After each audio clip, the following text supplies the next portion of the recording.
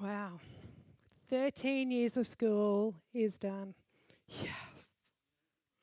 It's an exciting day. I love this quote that I read from a graduation speech. I would like to thank Google, Wikipedia, and whoever invented copy and paste. Thank you. Is that not high school?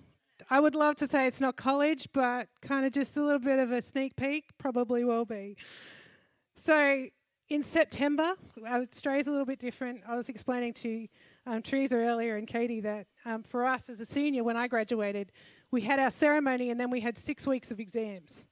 And so depending on what your schedule was, you might be finished in 2 weeks or you might have the final exam on the final day, but it will be 27 years this year since I graduated.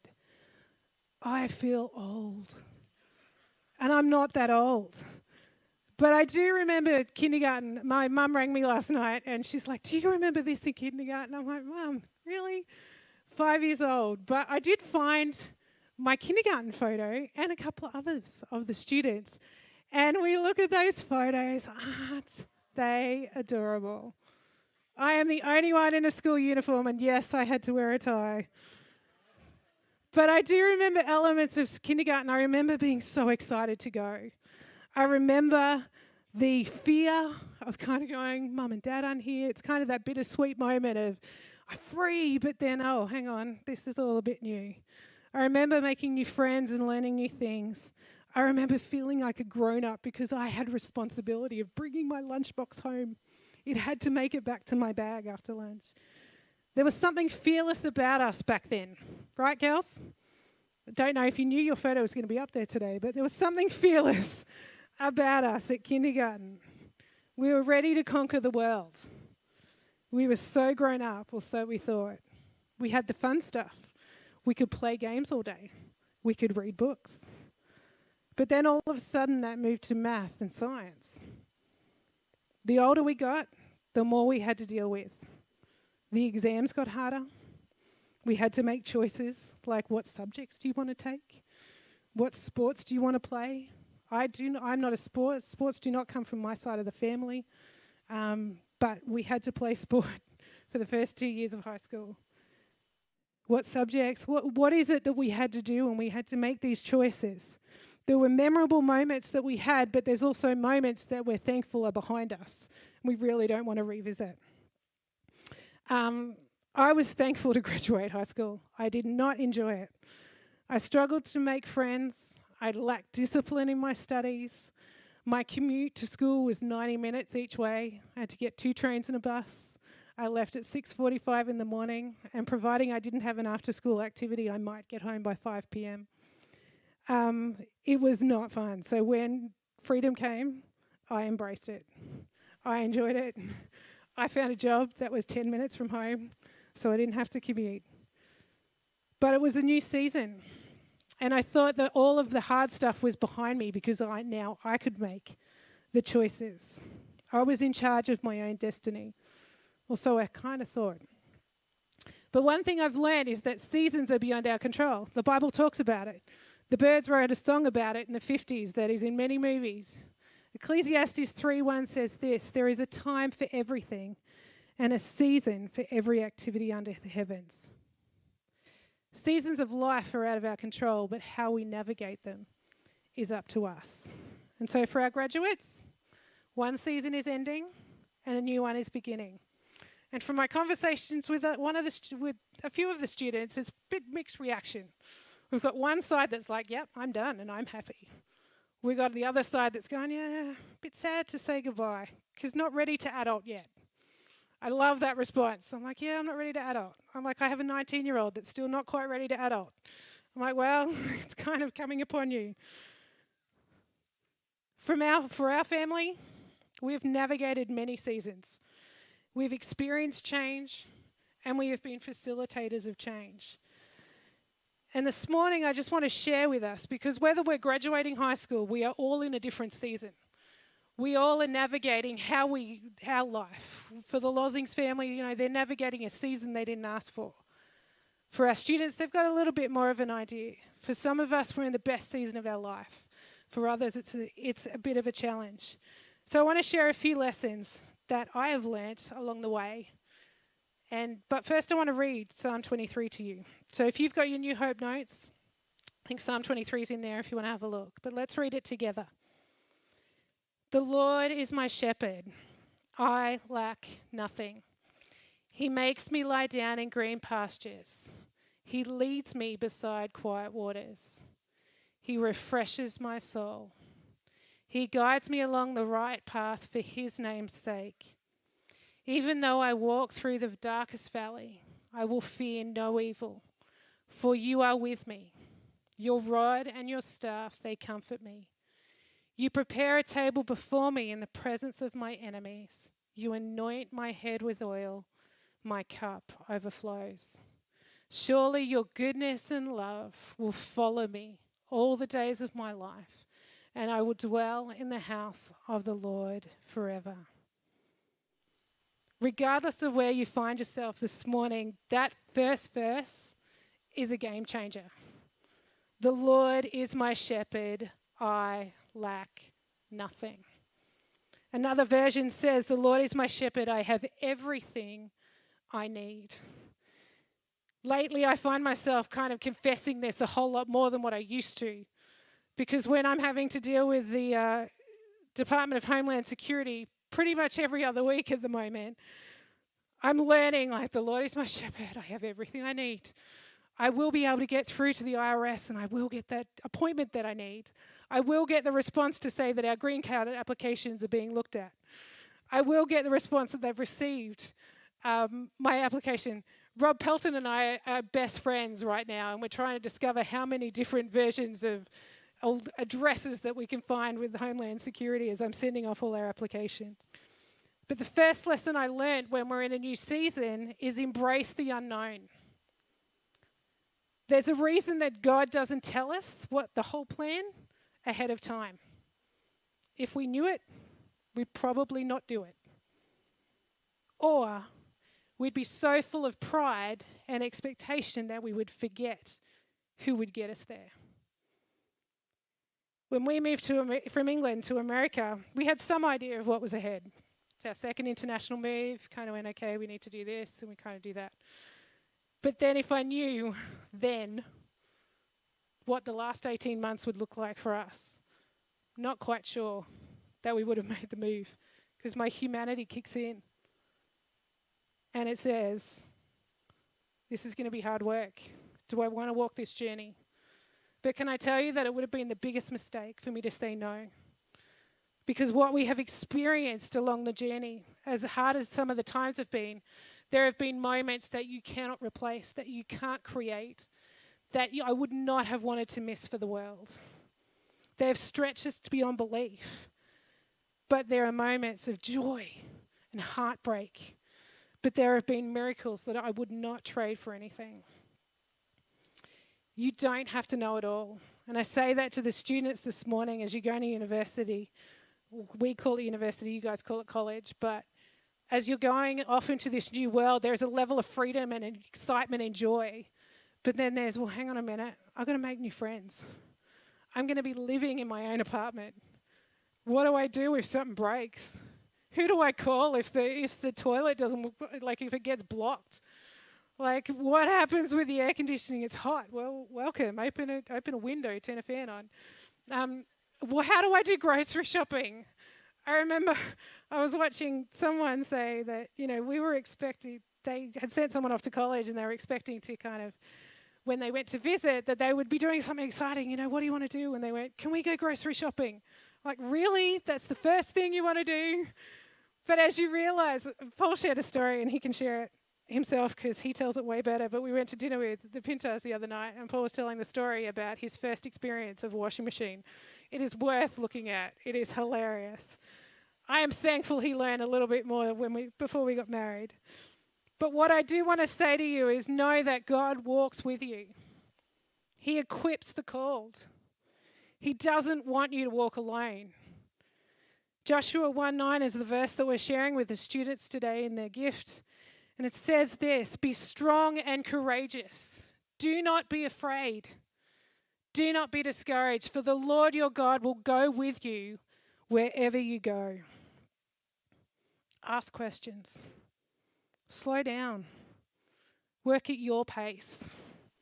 Find people that can help you along the journey, that can teach you.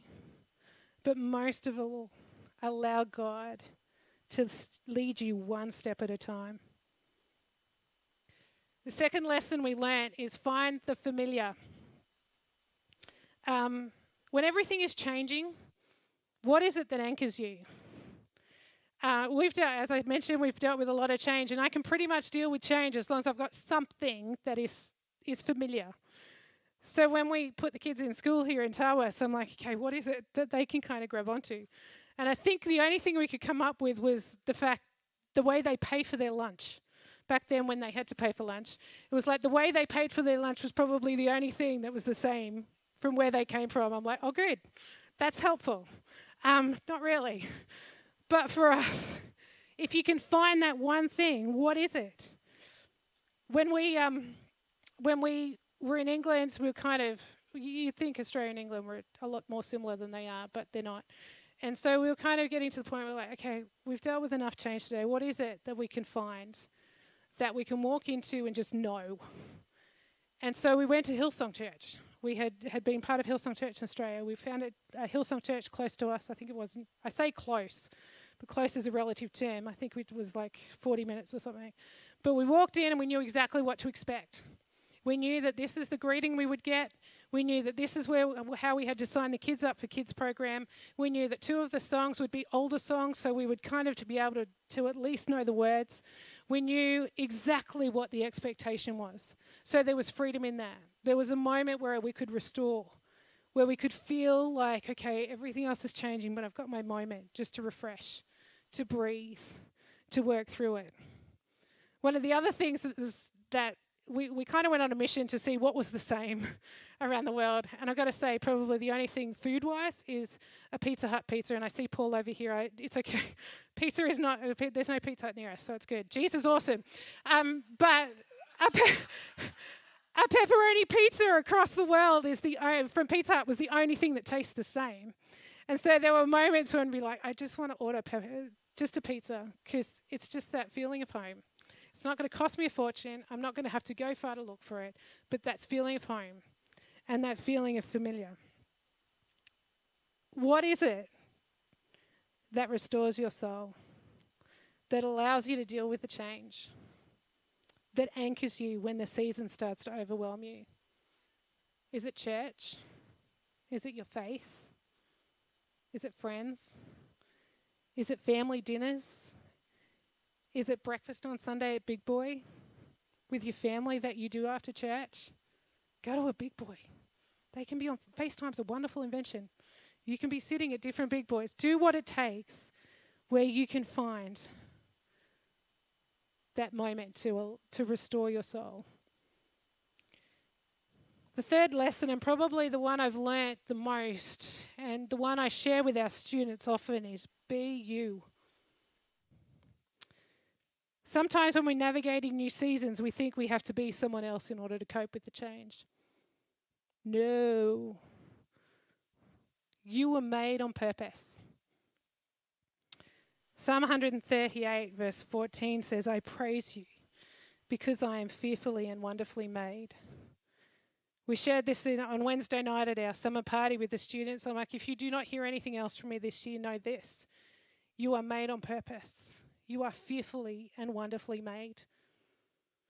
Sometimes I look at other people and I kind of think, if I can just be like Jen, or if I can be like Charity, or if I can be like Jolene, can I just grab some stuff from them? If I can be them, I can make it through.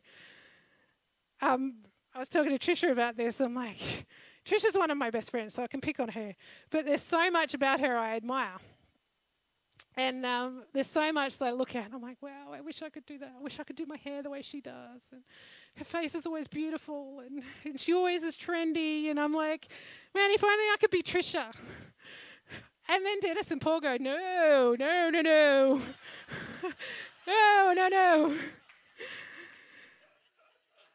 And it's true, like one of us is enough. Like the 2 of us together is challenging, but one of us is enough. But if I tried to be Trisha, I would fail miserably. I wouldn't be effective in the calling that God has got on my life. My journey is different to her, and yes, we can walk side by side and we can lift each other up and we can encourage each other and we can learn from each other, but I cannot be her. I need to be me.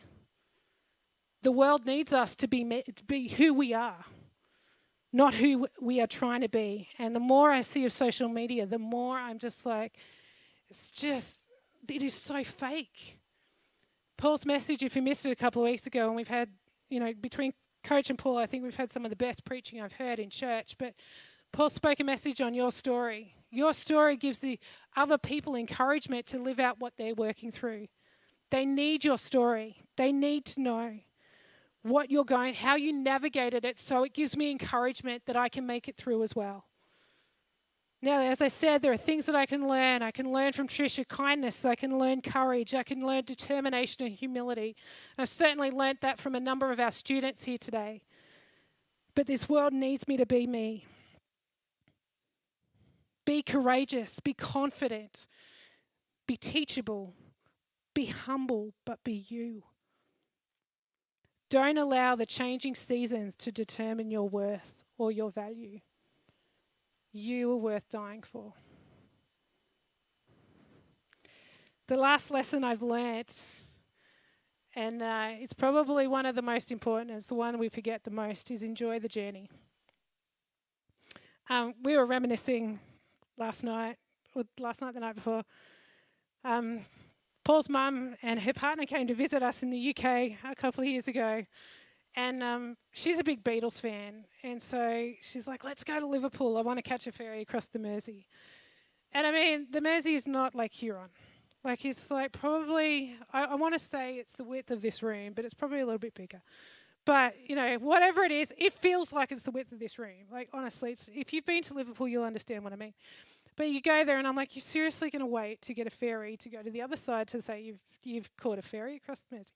Anyway, so she didn't do it, thankfully, because we weren't going to join her. But what we did do is, as we're driving north, I'm a big Jane Austen fan, and there's a house called Chatsworth House, which if you've seen the latest Pride and Prejudice movie, it's Pemberley. But we thought we'd pop in and have a look. It had been 15 years or something. We had seen it prior to having children. And so we hadn't been back for a while, and Paul's mum was interested. So we thought, we'll go and we'll have a look. Well, Paul's mum is older. I don't want to say she's old. She's older and has struggled with her health. And they have these cool little trains, which are on wheels, as you all know, fairgrounds use it. And she said, I'm going to get on the train, which will take us. It's a huge property. So I'm going to get on the train, and we'll meet you at the next stop. And you guys can walk. And we went, great, no worries. The other thing was, and the kid's like, I want to go with Nana. I want to get on the train. I'm like, no, you can walk. You're young enough, little legs. Your legs were made for walking. And apart from that, it was £5 per child. And I'm like, I'm not spending £5 for you to walk when you can walk. And so Madison was not happy with that. Like, she was grumpy, and she let us know it. And like every other parent, we're like, enough. And kind of dealt with it. But what was funny is we're walking up through the pathway. It's a beautiful, beautiful walk, but as we're walking through, we're discovering these secret gardens off to the side. And there was this beautiful garden that reminded me of the rose garden from Alice in Wonderland. And then there was a statue garden, and there were streams that were just popping out up over nowhere, and these little waterfalls, and it was just beautiful. And, Paul's mum hadn't seen that. We're explaining it to her when we kind of met up, because she took the fast route. And Maddie last night, out of nowhere, she said to me, I wish I wasn't so angry at you because you made me walk, because I missed what you saw and I don't have the opportunity to go back. And I sat there for a minute, I'm like, whoa, profound wisdom from a 19-year-old. But how many of us are so focused on the challenge? How many of us are kind of so, and let me tell you, I can be focusing on the challenge of dealing with homeland security and the ripple effect of certain things that happen. But if I did that, I would have missed the miracle and the joy, the experience of watching the soccer girls go from losing 11-0 in their first game to becoming district champions. I would have missed the miracle of building a relationship with our neighbours and inviting them to church and watching as they rededicated their life to Christ. I would have missed the incredible moments at winter camp when God turned up and the kids just had this enlightenment moment, and they were reminded that they have value, that they matter. And Kayla and I we look at it and go, man, were we really the people that got to witness that? I would miss the opportunity to meet here every Sunday. The time of refreshment we have in this building. The time that we have to spend together to encourage each other, to check up on each other. How's your week been? Yeah, it's been tough. Well, you know I'll be praying for you. You want to have a coffee this week? My dad taught me a psalm, and he's said it over me my whole life, and he reminds me of it so often. It's Psalm 37 verse 25. It says this: I was once young and now I am old, yet I've never seen the godly abandoned or their children begging bread. If you think God is silent, you think you're having to navigate this on your own, He is with you. Realign your focus. Look and see that the Lord is good, that He wants to give good gifts to His children, that He parts the waters, that He makes a way. One of my favorite characters in the Bible is Joshua. I love his determination, but Joshua was Moses' successor. Moses had led the Israelites out of Egypt, and he died, though, before they made it across the border. And Joshua led them into what God had promised them, but they had to fight for it. They had to work for it. And as Joshua is coming to the end of his life in chapter 24 of the book of Joshua, he says this. He calls all the tribes of Israel together and he reminds them of all that God has done in the past. And in verse 15, he challenges them to make a choice. But if serving the Lord seems undesirable to you, then choose for yourself this day whom you will serve, whether the gods of your ancestors served by the Euphrates or the gods of the Amorites in whose land you are living. But as for me and my household, we will serve the Lord. Choose this day who you will serve.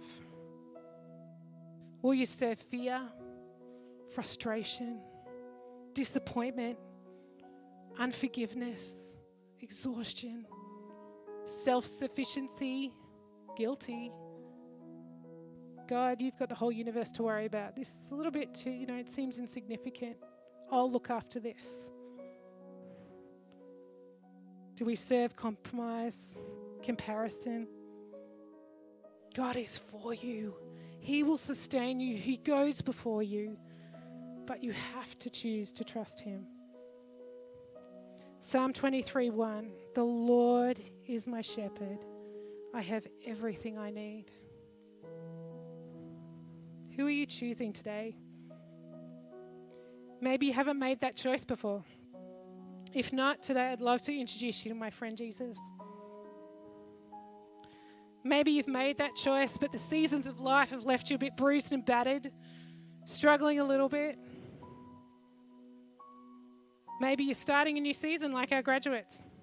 Maybe you're a little bit nervous, a little bit anxious for what lies ahead. Choose today who you will serve, where your focus will be. As for me, I will serve the Lord. Let's pray. God, thank you that you are the ultimate shepherd, that you, Lord, everything we need is found in you. And this morning, God, thank you that you've just reminded us that you love us so much, that you sent your Son to die for us and show us that we are worth dying for. God, for those that are searching for you, I pray that you will make yourself known to them. Show them the way. Lord, I pray that those who are weary from the road, Lord, you will lead them beside still waters, that they will restore their soul in your presence. Lord, help us to be strong and courageous. Help us to trust you in all circumstances. in all seasons of life. Help us to continue to walk the path you've called us to, because you have gone before us. God, today we choose to follow you. I have decided to follow Jesus. No turning back. In Jesus' name, amen.